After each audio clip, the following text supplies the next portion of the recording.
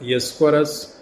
Back with another one. I'll be very short on this one because I'm just putting my closing remarks concerning the Orania issue. I know that South Africans, a majority of South Africans, still feel as if Afrikaners are doing something wrong that is not acceptable. They must be called into order and all of that. But if you look at this issue holistically, there's so many wrongs there along the way. The EFF's expression to demanding to have Orania dismantled. You cannot destroy what other people have built, worked so hard. To build a community, a village, it takes years. As far as I can remember, Orania started pre-1994.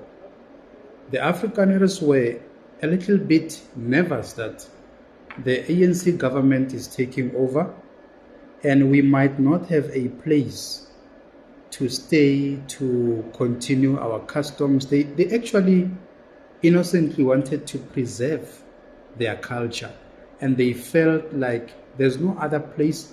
Let them choose Northern Cape as the place they will name Orania, and then that's where they will actually continue with their customs. It's like being a Pedi and coming from Limpopo, being a Zulu coming from KZN.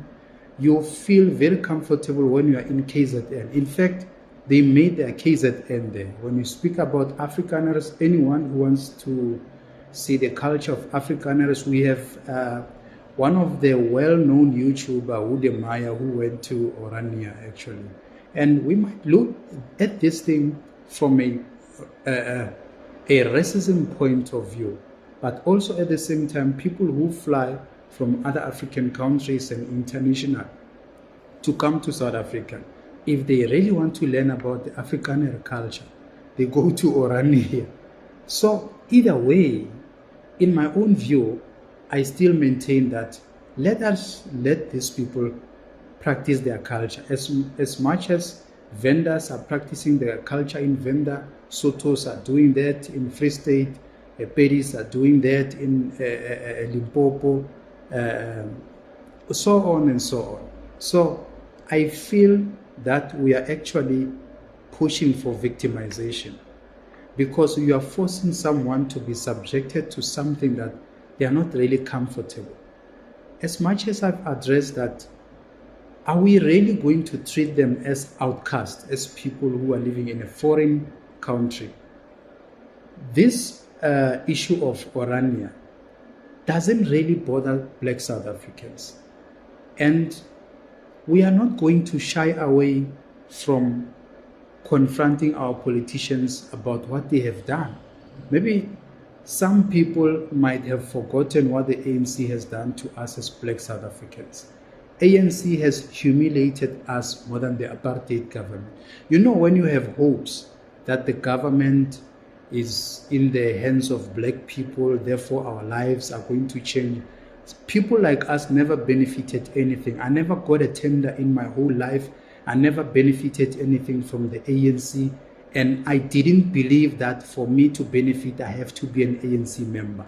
I believed that I'm a Black South African who deserve every opportunity as a Black South African because we are all from the apartheid system. I never benefited from my fellow black people. So that is why I'm not going to shy away from confronting them because I don't owe them nothing.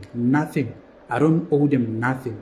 I'm not like Julius Malema, who used to go to get tenders through his company as a director, SGL Engineering, building bridges which collapsed anyway. Him and Kassan Matali, they still have to account for those bridges which collapsed and millions disappeared. And all of a sudden, we had the Ratanang Trust. All of a sudden, he's owing SARS 16 million. All of a sudden, he's buying a 1.2 million or more than a million Range Rover. You remember, all of a sudden, he's buying a house in Sandton. So those are the beneficiaries of the system of the triple BEE. Anyone who is in the ANC or who's from the ANC, I will not listen to them. Let me repeat. Anyone, you talk about Julius Malema, he's from ANC. You talk about Floyd, he's from ANC. You talk about Dalimpov, he's from ANC. You talk about Jacob Zuma, he's from ANC.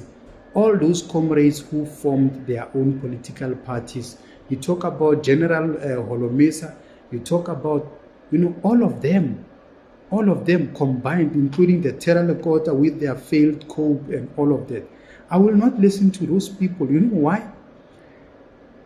Those people are part of the system of black administration which perpetuated poverty to us so that they can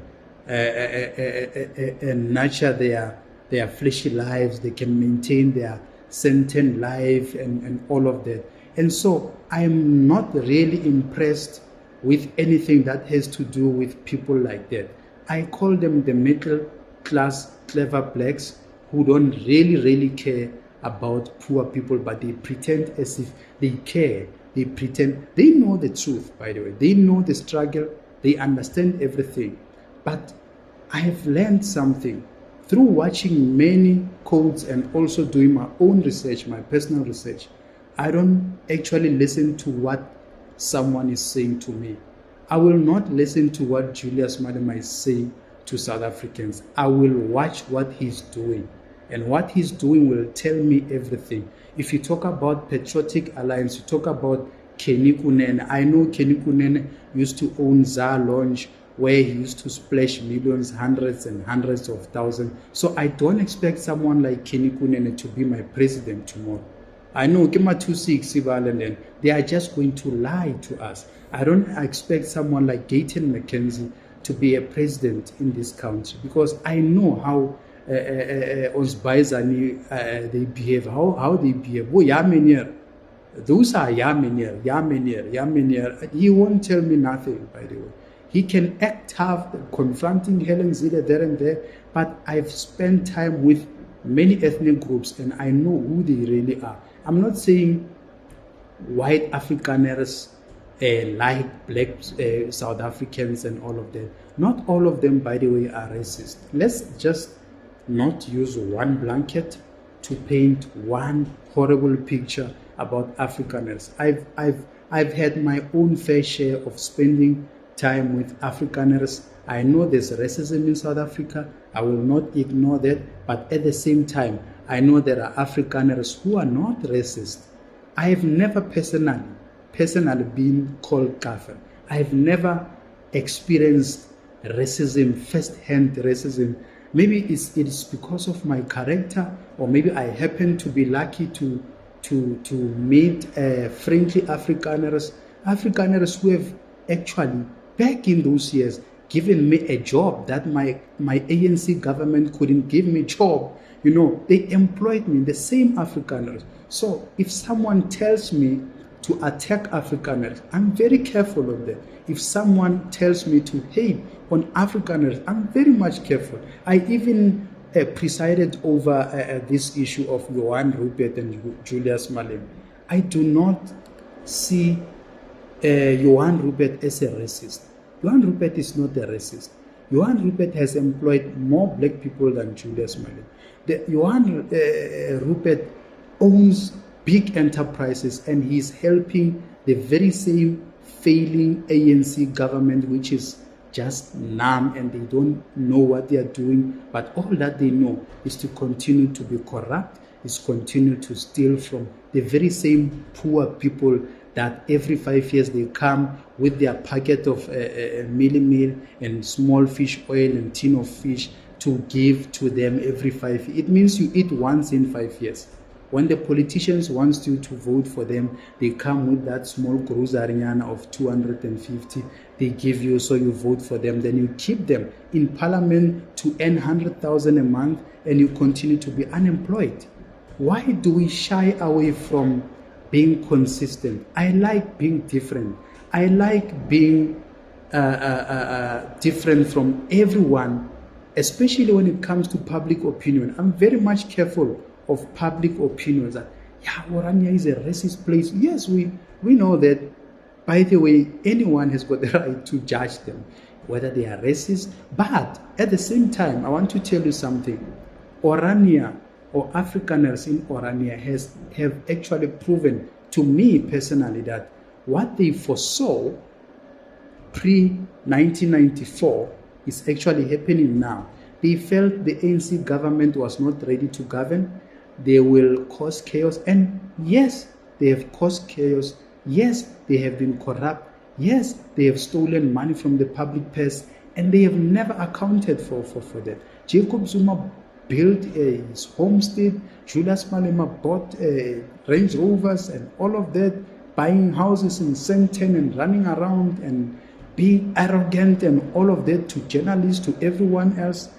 Thabo Mbeki is also rich. He doesn't need anything. He's still using the state resources convoy from UNISA back to UNISA, African Renaissance, spending public funds to feed their own personal interest. By the way, if you ask me now, I don't believe presidents should continue to earn salaries after they have retired. Number two, I don't think presidents should get the second term. You get the first term.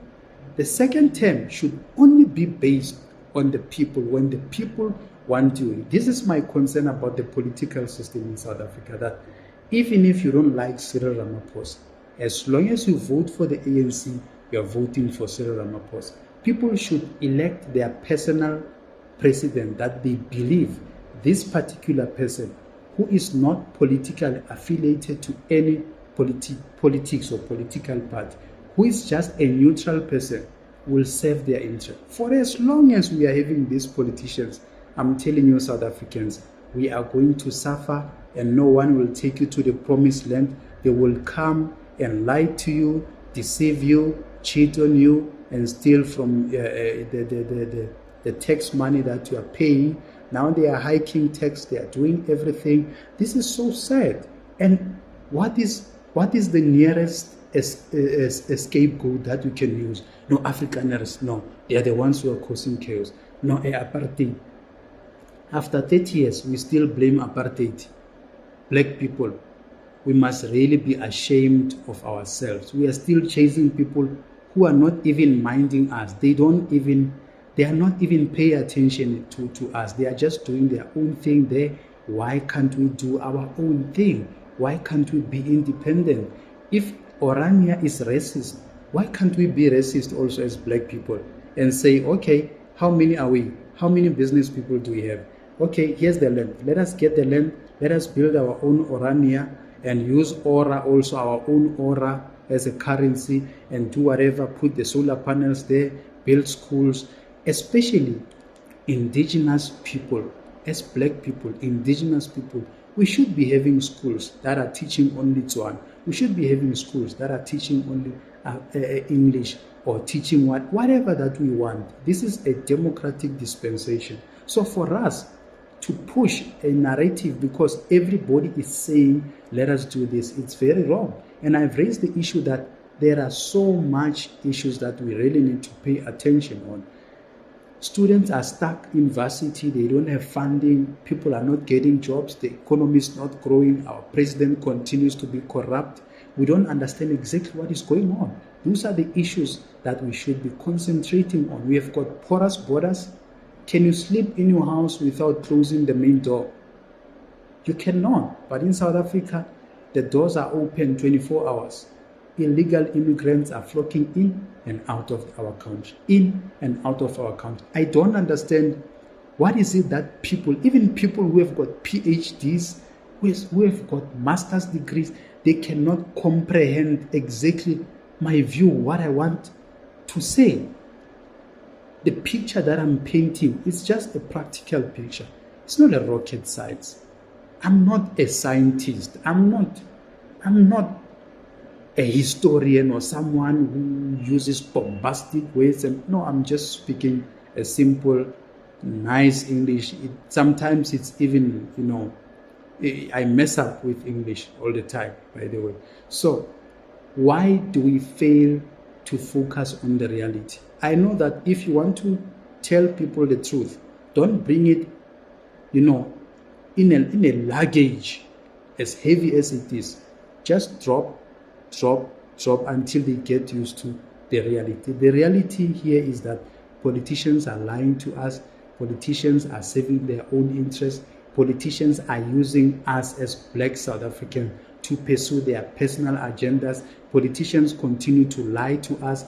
Politicians are just there to serve themselves, not us. I can promise you now, South Africa, even if you put Julius Malema tomorrow, or you put Gayton McKenzie tomorrow, or you put whoever you want there as a president, as long as he's from a political party, expect the same results.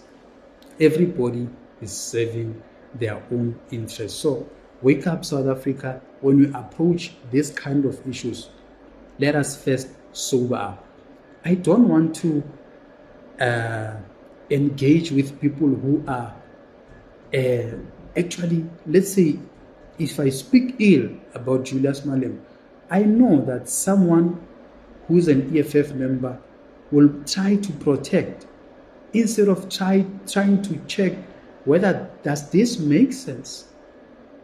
Does this guy actually has a point? If I do have a point, then let us engage on that. It's a fact that Julius Malema was a director in the SGL engineering company, and then that company used to get tenders in Limpopo. Limpopo now is bankrupt. The VBS is normal. It's a fact. Those are the things that you can Google and find them there. And should we really trust these people and call them the people that we can trust, that we can put there so that they can represent us? I don't think so. I don't buy into that story. They said Cyril Ramaphosa is a billionaire. He's not going to steal any money. He's there to change our life. Tumamina, the new dawn is coming. They sold you a dream. That was just a window shopping. Now you were begging for the West, that because now the West is happening now more than ever. These people will continue to screw you. Focus on yourself and don't participate in useless activities. If now you come to me and say, let us go and protest at the borders so to block the illegal immigrants to come into our country, I will do that. You don't have to pay me or what. I will just pack my bag and go and say, I'm going there. If I have to run there, I will run there. If I have to ride in a bicycle, I will do that. If I have to use a motorbike or a car, I will use anything to get to the border. So we stop what is happening there. Cyril Ramaphosa cannot even deploy the military, the South African National Defence Force, to monitor our borders, to prevent illegal immigrants from entering our country illegally. In Limpopo, they are hijacking cars. In South Africa, they are hijacking cars. They take them to Mozambique through the donkeys. And no one is saying anything. And we must chase Orania. We must chase people who are having passports, who are having IDs, who are here legally, who are just moving on with their lives. They don't bother us. They are in that small Anyana village, and then you want us to chase the people who are in our country. We can't even check Pakistanians and all these other Nigerians who don't have any form of identity. We are chasing people who have got passports to travel, who are South African citizens, who were born here. And in this democratic dispensation, we really have to tolerate one another. Food for thought for you to digest. Thank you to the new subscribers. Let's grow this channel. We'll keep engaging. We'll keep interacting about this issue, because I believe someone has to have a different view. Thank you, squatters.